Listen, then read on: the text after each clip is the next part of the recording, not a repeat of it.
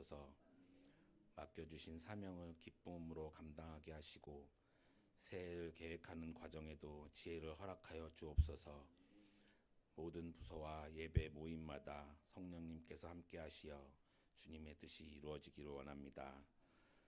하나님, 저희의 영혼을 지켜 주옵소서. 세상의 일에 마음이 흔들리지 않게 하시고 주님의 말씀 앞에서 흔들림 없는 믿음으로 서게 하옵소서. 모든 삶에서 주님의 보호하심을 경험하게 하시고 작은 일에도 감사를 표현하는 마음을 주옵소서. 오늘 이 예배 시간에 임재하여 주옵소서. 말씀을 전하시는 목사님 위에 성령의 능력을 더하여 주옵소서. 말씀이 단지 지식으로 스쳐 지나가는 것이 아니라 우리의 마음을 새롭게 하고 삶의 방향을 바꾸는 살아있는 음성으로 들리게 하옵소서. 저희의 삶을 주님께서 인도해 주시고 새해를 맞을 때에도 감사의 마음으로 준비하게 하옵소서. 오늘 드리는 기도와 찬양과 말씀 묵상 위에 주님의 기쁨이 머물게 하시고 예배를 마칠 때 우리의 마음이 맑아지고 가벼워지는 은혜를 허락하여 주옵소서. 예배를 준비한 모든 손길에도 은혜를 내려 주옵시고 각자의 자리에 주님의 은혜가 머물게 하옵소서. 모든 것을 주님께 맡기오며 예수님의 이름으로 기도드립니다. 아멘.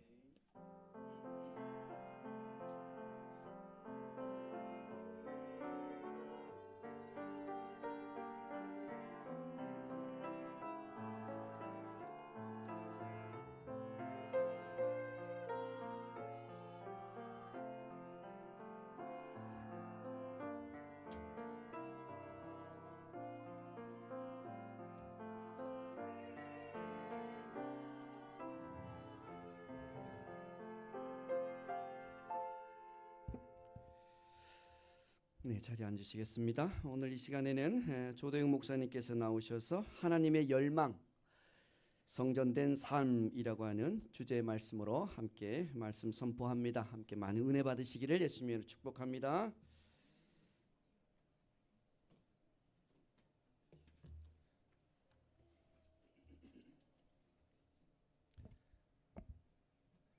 할렐루야.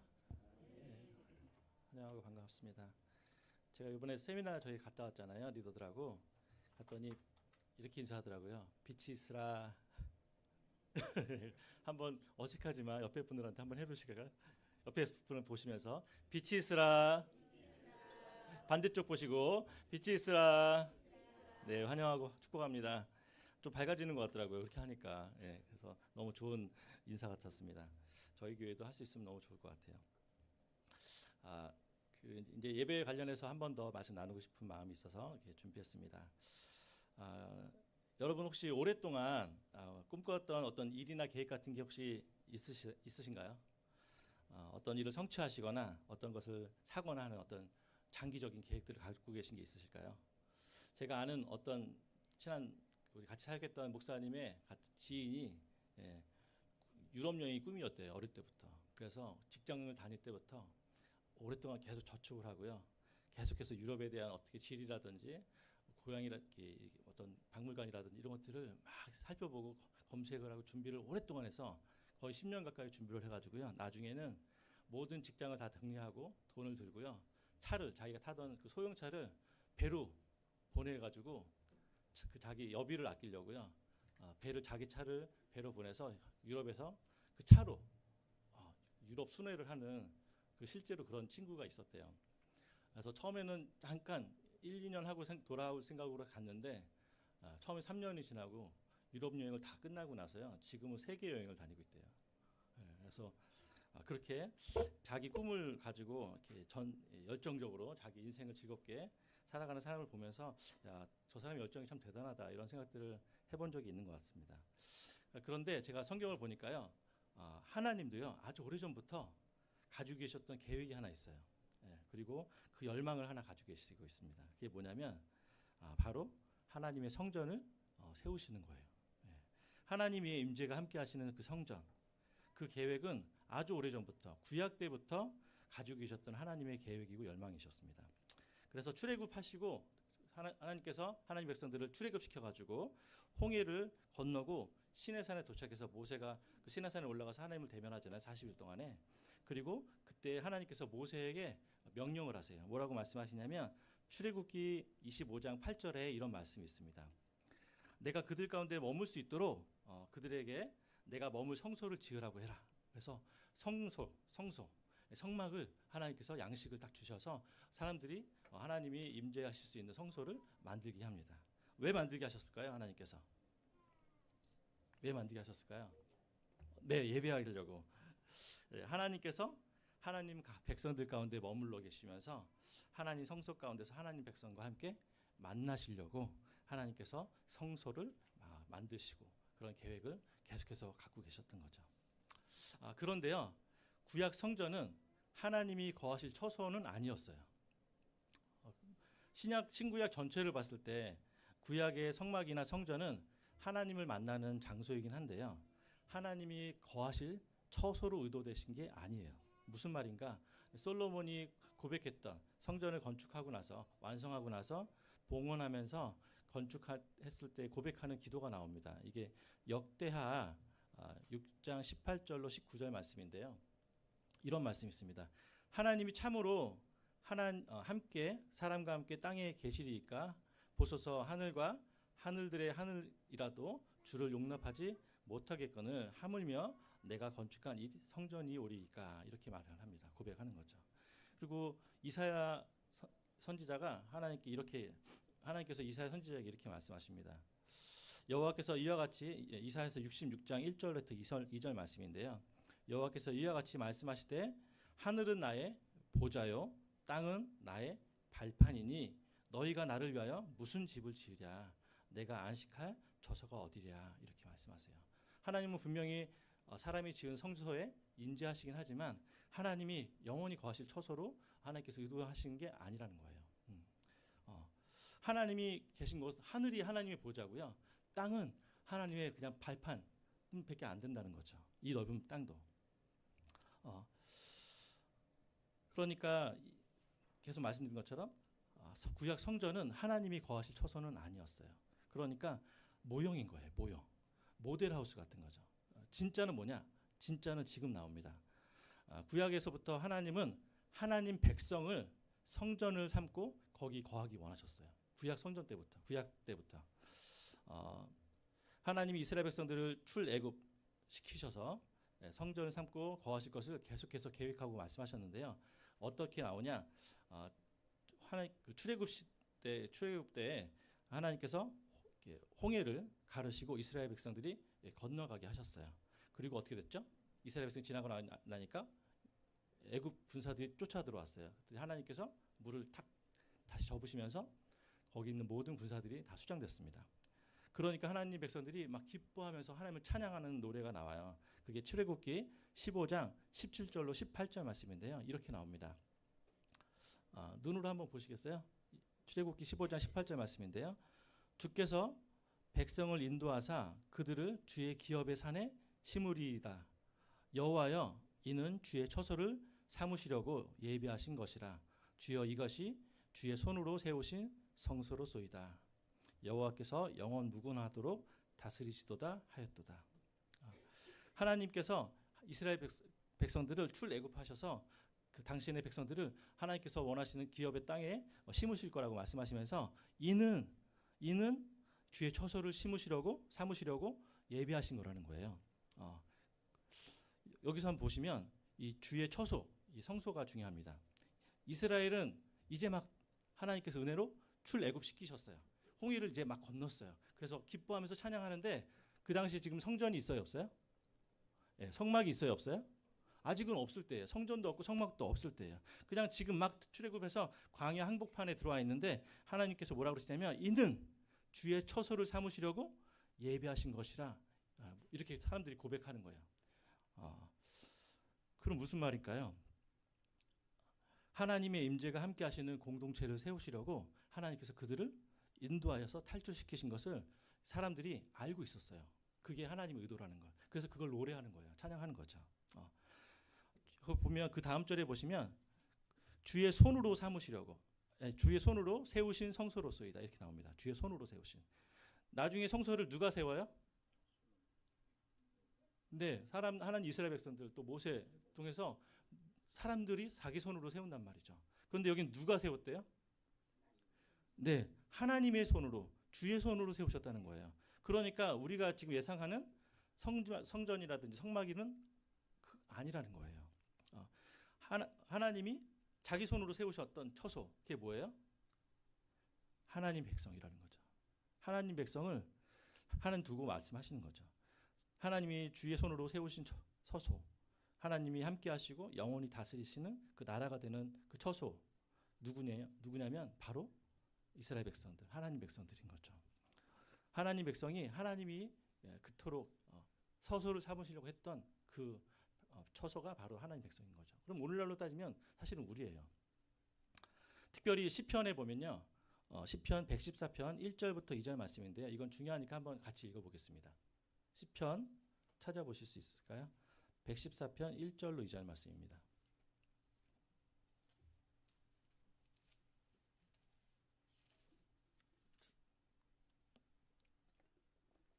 띄워줄 수 있어요? 네. 같이 한 목소리로 한번 읽어보겠습니다. 이스라엘 시작. 이스라엘이 애굽에서 나오며 야곱의 집안이 언어가 다른 민족에게서 나올 때 유다는 여호와의 성소가 되고 이스라엘은 그의 영토가 되었도다. 아멘.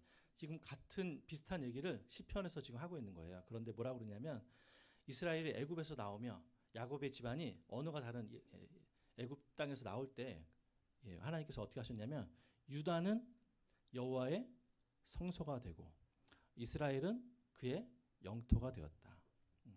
여기서 성소는요, 하나님께서 특별하게 구별하신 장소를 얘기하는 거예요. 하나님이 특별하게 구별해서 하나님께서 임재하시는 처소, 성소, 그게 하나님 여기서 말하는 처소예요. 그런데 건물을 얘기하는 거예요, 지금? 아니에요. 유다 백성 전체를 두고 하나님께서 뭐라고 그러시냐면 이는 이 유다 백성이 하나님의 성소가 되었대요. 하나님의 성소가, 하나님의 처소가 사람들이라는 거예요. 하나님 백성들이라는 거죠. 그러면서 뭐라고 그러시냐면 그 다음 절에 그 영토가 되었다는 말은 하나님 백성이 하나님의 통치가 되는 영역이 되었다는 거예요. 땅을 얘기하는 게 아닙니다. 지역을 얘기하는 게 아니에요. 나라를 얘기하는 게 아니에요. 하나님 백성들을 얘기하는 거예요. 그러니까 하나님이 임재하시고 함께 하시는 사람들, 그리고 하나님 통치가 운영되는 그 사람들이 하나님의 처소가 된다는 거죠. 그래서 정리하면 구약 때부터 하나님은요, 구약 백성들을 성전 삼으시고 거기 거하기 원하셨어요.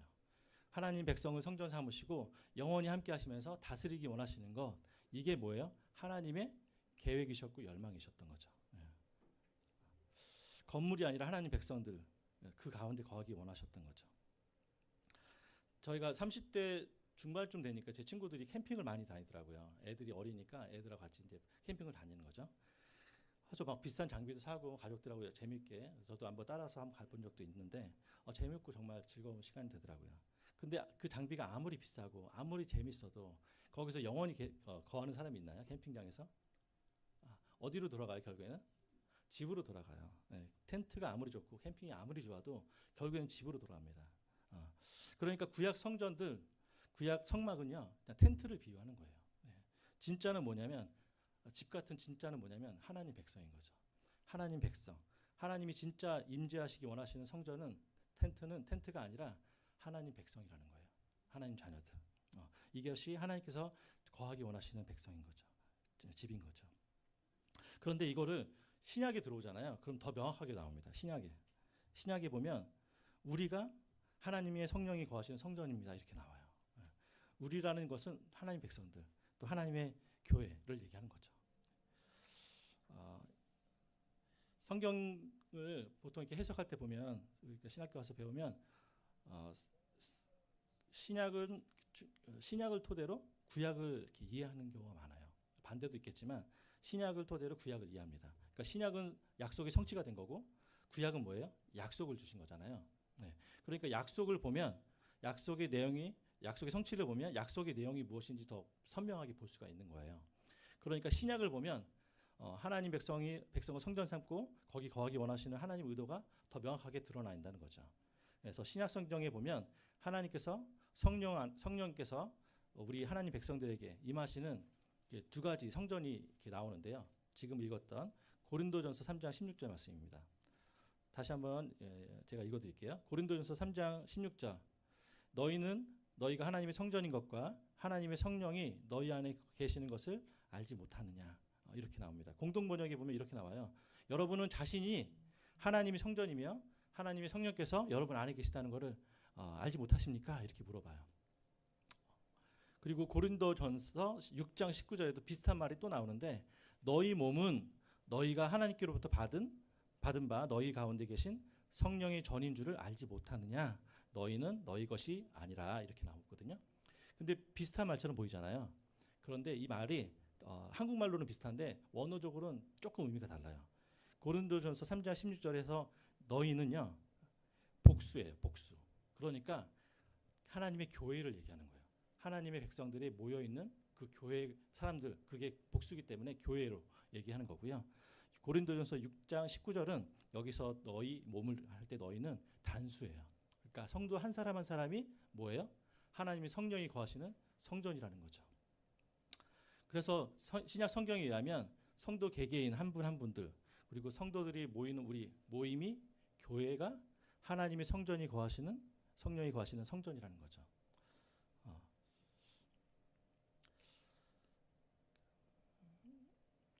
이 건물은 뭐라고 그래요? 이건 예배당이라고 그래요. 이걸 교회라고 부르는 분들이 많이 계신데 교회를 안 다니시는 분들은 저기 교회가 있다 이렇게 말씀하시는데 사실 이건 예배당이고요. 건물이에요. 그러니까 우리가 교회고 우리 모임이 교회예요. 그러니까 우리가 만약에 집에 모였어요. 그러면 거긴 뭐예요? 집이기도 하고 하나님이 거하시는 교회가 되는 거예요. 우리가 카페에 모였어요. 그럼 그건 뭐예요? 카페지만 교회가 되는 거죠. 우리가 놀이터에 운동장에 모여서 같이 예배를 드려요. 그럼 뭐예요? 거기가 하나님 임재하시는 교회가 되는 거죠. 하나님 임재하시는 성전이 되는 거예요. 특별히 여기서 말하는 성전이라는 단어는요. 구약에서 말하면 지성소를 의미하는 거예요. 지성소. 지성소는 뭘까요? 아시죠? 하나님의 성령이 임재하시는 곳이에요. 그래서 하나님 임재가 거하시는 장소, 특별히 하나님께서 거하시는 거룩한 장소이기 때문에 특별히 구별돼서 지성소라고 얘기합니다. 그런데 성경에는 뭐라고 그러냐면 우리 한 분 한 분이 지성소라는 거예요. 하나님의 성령이 임재하시는 지성소라는 거죠. 우리가 하나님 임재하시는 성전이라는 거죠. 그리고 우리의 모임이 하나님 임재하시는 성전이 되었다 이렇게 말씀하시는 거죠. 한번 따라해 볼까요?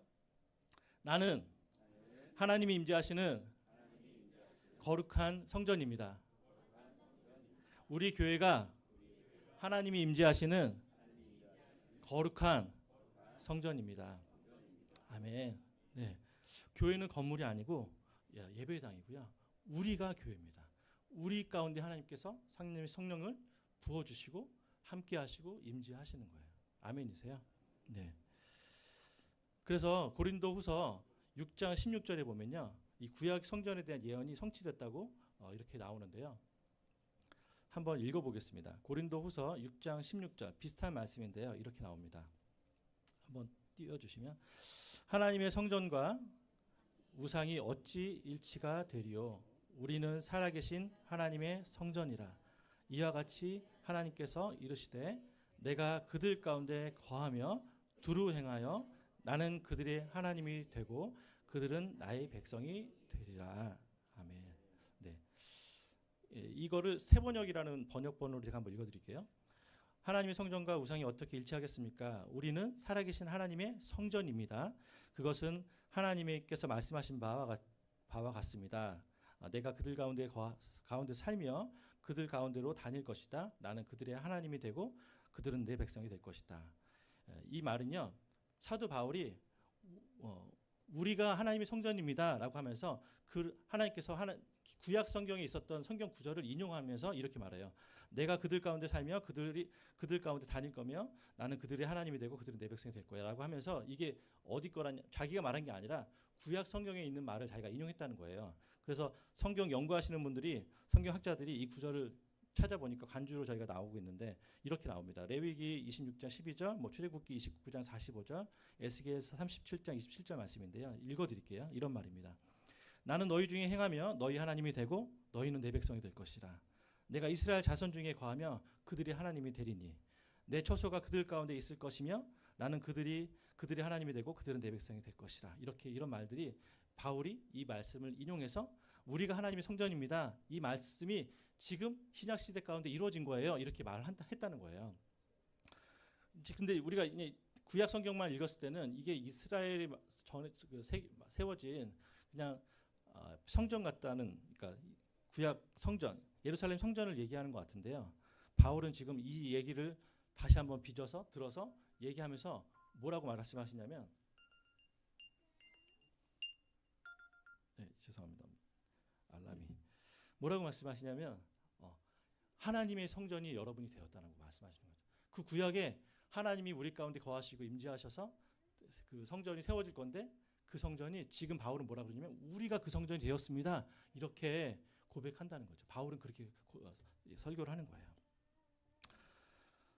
그러니까요, 우리 자신이 하나님의 성전입니다. 이렇게 말하는 거죠. 하나님은 구약 때부터요, 하나님은 하나님의 백성들을 성전 삼기 원하셨어요. 그 안에 거하기 원하셨어요. 죄송합니다. 이게 갑자기 거하기 원하셨어요. 그리고 우리와 함께 하시기 위해서 누굴 보내주셨죠? 예수님을 보내주셨어요. 그리고 그분의 십자가로 우리 모든 죄와 죽음과 저주와 사탄의 권세를 멸하시고 부활하게 하셨어요. 그리고 누굴 보내주셨죠? 성령님. 하나님이에요. 성령님을 보내주셔서 교회와 하나님 백성들 안에 보내주심으로 하나님이 성령이 거하시는 성전이 되게 해주신 거예요. 우리가. 하나님이 이 계획을 아주 오래전부터 이 계획을 갖고 계시고 사탄의 방해와 사람들의 불순종 가운데도 하나님을 인내하시면서 끝까지 실천하시고 실행하시면서 그 일을 어떻게 하셨어요? 지금 이루셨어요. 완성하셨어요. 하나님은 하나님 백성하고 지금 만나고 함께하기 원하셔서요, 처음부터 이 모든 것을 계획하시고 실행하시고 진행하시고 실현되게 하셨습니다. 이게 하나님의 열망이에요. 아주 오래전부터 갖고 계셨던 그걸 지금 이루셨어요. 완성하신 거죠. 그 오랜 시간 가지고 계셨던 이 계획을 우리를 성전 삼으시고 우리와 함께하기 원하시는 그 아버지의 열망이 얼마나 크신지 한번 생각해 보세요. 요번에 제가 셀프 컨퍼런스 가보니까요, 교회가 굉장히 크고요, 굉장히 성도님들도 많으시고 봉사하신 분도 섬기시는 분도 너무 많고 다 좋았습니다. 그리고 그 교회도 큰데 또 다른 지역에다가 또 다른 센터를 만들어서 24시간 찬양하고 기도하는 센터를 만들겠다고 지금 건축을 하고 있대요. 그런데 이제 교회가 크고 성도님들이 많은 건 하나도 안 부러운데요. 그분들이 이렇게 세미나를 진행할 때 찬양을 인도하시는데 거기에 하나님의 임재가 명확하게 있는 거예요. 하나님의 임재가 있는 게 명확하게 느껴지는 거예요. 경험되어지는 거예요. 그리고 소그룹 그 셀 모임 어떻게 하는지 시연을 하는데도 그 소그룹에서도 하나님의 임재를 찾고 계속해서 그것을 구하는 그 진행 그 단계들이 있는 걸 보면서 다른 건 좀 뭐 이렇게 부럽지 않았는데 그 하나님의 임재를 사모하고 그 예배 가운데 하나님의 임재가 실제하는 것을 보면서 그게 너무 사모하고 그게 너무 이렇게 부럽더라고요. 그리고 이것이 진짜 신약교회의 모습이구나. 그것들이 많이 도전을 받았습니다. 하나님의 오랜 열망, 하나님의 백성들을 성전 삼으시고 함께 거하기 원하시는 게 하나님의 열망이셨어요. 왜 이렇게 하나님은 하나님의 백성들을 성전 삼고 함께하기 원하셨을까요? 그게 뭐길래 하나님은 그토록 열망하시고 마침내 이루셨을까요? 출애굽기 29장 이 말씀이 이제 마무리되는 건데요. 29장 42절로 46절 말씀에 보면 그 내용이 나옵니다. 한번 이거 띄워주시고요. 이 구절은 성막에 대한 구절이에요. 성막이나 성전은 신약 시대로 말하면, 오늘날로 말하면 우리 자신이고 또 교회를 의미하는 거예요. 그림자였으니까요. 그렇다면 그 당시에 그 말은 오늘날 우리 자신에게 또 우리 교회에게도 해당이 되는 거죠. 해당이 됩니다. 출애굽기 29장 42절로 46절 말씀인데요. 마지막 구절이니까 같이 한번 교독해서 한번 읽어보겠습니다. 이는 너희가 대대로 여호와 앞 회막 문에서 늘 드릴 번제라. 내가 거기서 너희와 만나고 내게 말하리라.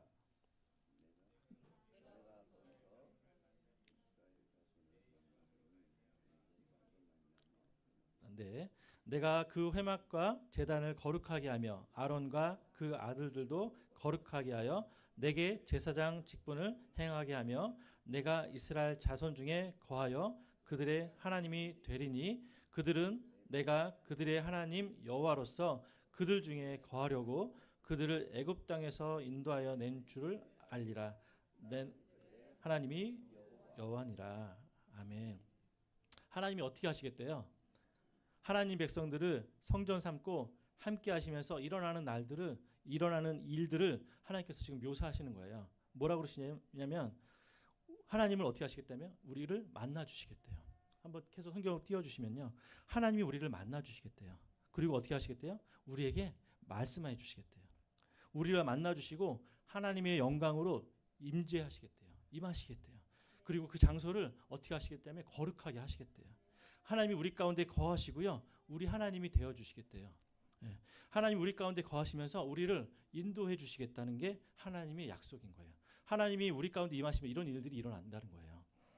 하나님이 우리를 가르치시고 지도하시고 말씀하시고 만나주시고 응원하시고 책망하시기도 하면서 우리 가운데 거하시면서 우리를 인도하시는 하나님이 되시겠다고 지금 약속하시는 거죠. 이게 구약의 약속이 아니라 오늘날 우리에게도 동일하게 해당이 되는 거죠. 하나님은 이런 열망으로 우리를 성전 삼으시기 원하셨어요. 그것이 개인이든 우리 공동체이건. 그래서 하나님은 개인 예배든 우리 공예배이든 하나님께서 우리로 임재 가운데 우리를 이렇게 만나주기 원하시는 거예요. 그런데 만약에 어떤 사람들이 하나님 만나고자 하는 열망이 없이 예배 가운데 나온다. 의무감 없이 예배 가운데 나온다면, 기대감 없이 예배 가운데 나온다면, 와서 그냥 형식과 절차는 잘 지키는데 그냥 몸만 왔다 갔다 한다면 하나님이 마음이 어떠시겠어요? 하나님의 열망을 가지고 이걸 진행하신 건데 그런 하나님의 열정을 전혀 모르고 그렇게 왔다 갔다 한다면 하나님의 마음은 어떻겠냐고요. 하나님은 오래 참으시지만 그런 예배는 견디기 어려우실 거예요. 그런 마음을 가지고 오시는 예배를 하나님께서 분노하신다고 계속 말씀하시는 거죠. 하나님은 우리 가운데 임재로 임하시고 우리 예배 가운데 함께하기 원하시는데 그 하나님의 임재를, 하나님의 만남을 갈망하지 않는 그런 마음, 그런 예배, 그런 태도를 하나님은 원하지 않는다는 거예요. 아멘이세요? 하나님은 우리를 성전 삼으시고 우리 안에 거하시는 그런 열망을 가지고 계셨고요. 마침내 이루셨습니다. 하나님은 우리와 함께 하시고 우리 가운데 거하시고 우리를 만나 주시고 우리 가운데 말씀하시고 영광으로 임하시고 우리 안에서 운행하시기 원하세요. 네. 그래서 우리를 인도하시고 지도하기 원하십니다. 우리 모두가 이 하나님의 마음과 열망을 기억하고 이런 예배자로 세워지기를 소망하고 축복합니다. 아멘. 우리 같이 결단 찬송하고 함께 잠깐 기도하는 시간 갖도록 하겠습니다.